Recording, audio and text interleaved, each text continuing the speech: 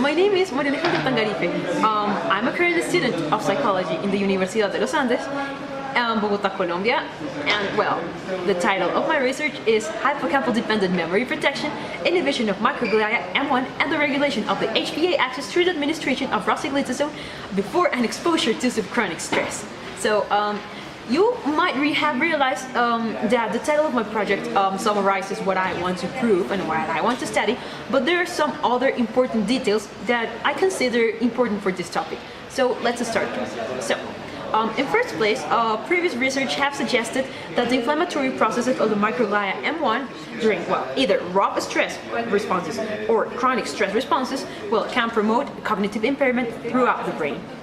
On the second place, microglial cells are highly concentrated in the hippocampus, and the effects of the microglial cells, well, they itself are affecting memory consolidation, emotional regulation, HPA axis feedback regulation, and among other processes that don't necessarily, well, that are part of the microglial cell responses, but don't necessarily are immune responses, like synaptic pruning, for example.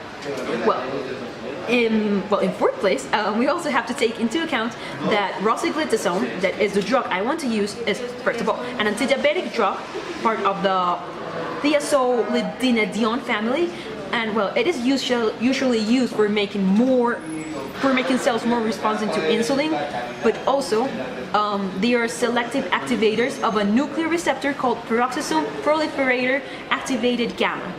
So these receptors are nuclear receptors, as I said, and they are used for the transcription of inflammatory genes, the synthesization of insulin, glucose transportation, and other metabolisms,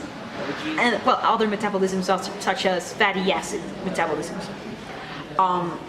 In the brain, these receptors are expressed in the macrophages, and well, the only cells that are, well, the host immune cells or the host macrophages of the brain are the microglial cells.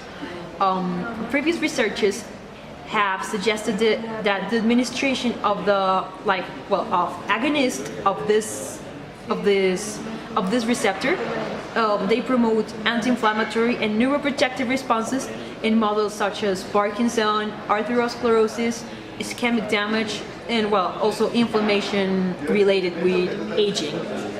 And also, it is interesting that in the hippocampus, its subsequent neuroprotective effects, CA1, CA3, and in the dentate gyrus. Yeah. So, it is important to know that, well, this drug also promotes a slight activation in the glucocorticoid receptors, and well, these receptors are, well, they are a low affinity nuclear receptors that are highly concentrated in the hippocampus and also in the membrane of the microglial cells. And well, it is involved in the stress negative feedback response. Taking this information into account, well, in the present, it is not known or not well known that the responses of this drug in the effects of in the neuroinflammatory effects of the M1 phenotype after raw stress responses in the hippocampus, and well, the effects that it has in the memory consolidation processes.